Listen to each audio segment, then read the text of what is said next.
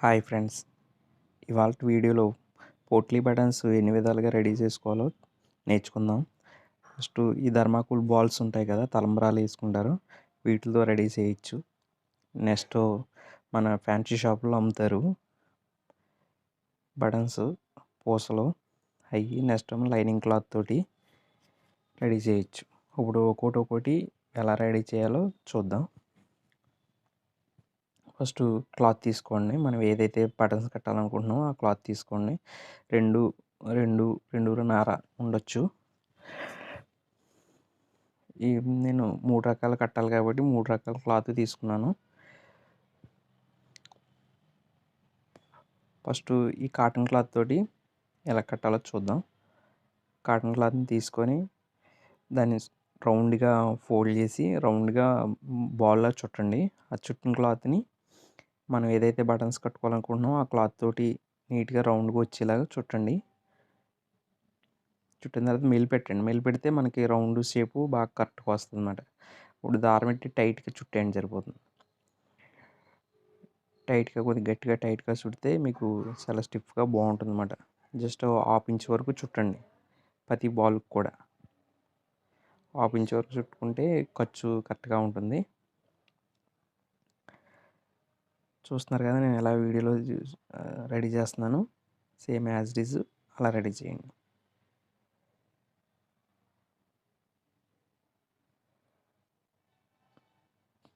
అలా మీకు ఇంకోటి కూడా కట్ చూపిస్తాను.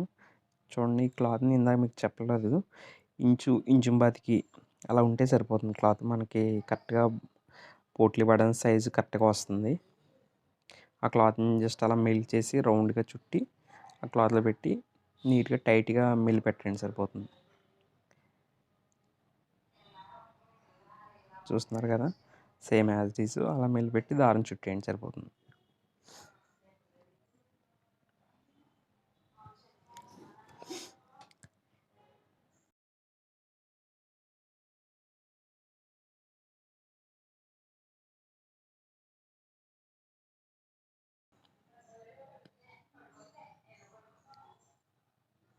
చూసారు కదా, ఇప్పుడు వేరేది రెడీ చేసుకుందాం.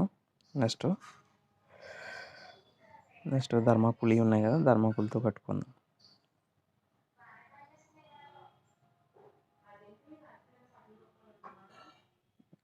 ఫోల్డ్ చేసి మధ్యలో బటన్ బాల్ పెట్టి థర్మాకోల్ బాల్ పెట్టి సెంటర్లో పెట్టుకొని కరెక్ట్గా నేను ఫోల్డ్ చేసిన విధంగా ఫోల్డ్ చేసి దీనికి కూడా టైట్గా హాఫ్ ఇంచ్ వరకు దారం చుట్టండి.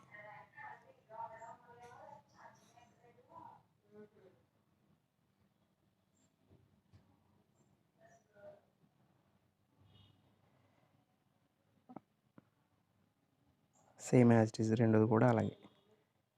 చూడండి, నేను క్రాస్గా ఫోల్డ్ చేస్తున్నాను కదా, సేమ్ నేను చెప్పిన విధంగానే ఫోల్డ్ చేయండి, సరిపోతుంది. మీకు అందంగా రౌండ్గా వచ్చేస్తుంది.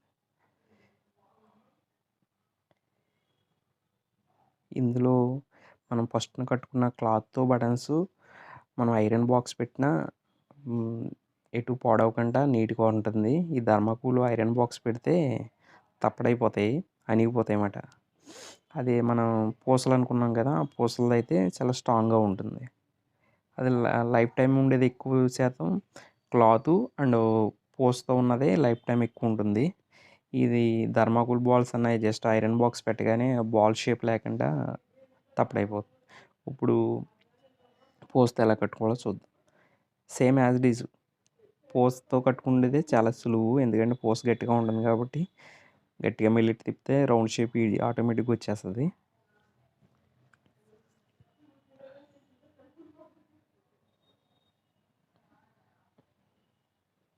పూస చూడండి చాలా నీట్గా వస్తుంది. సేమ్ అంటే రౌండ్గా ఉంటుంది కదా, అది పైగా స్ట్రాంగ్గా ఉంటుంది. దానివల్ల మనం ఎంత గట్టిగా తిప్పినా కానీ అది అణిగిపోకుండా ఉంటుంది కాబట్టి చాలా స్ట్రాంగ్గా నీట్గా ఉంటుంది అన్నమాట. ఇది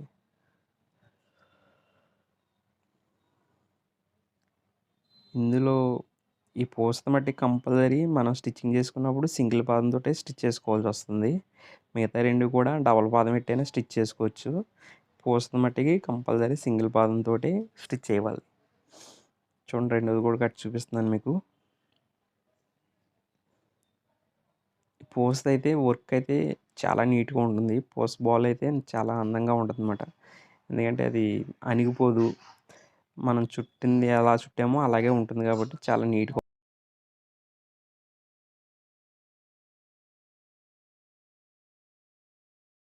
3 ఏ విధంగా కట్టాలో చూసారు కదా!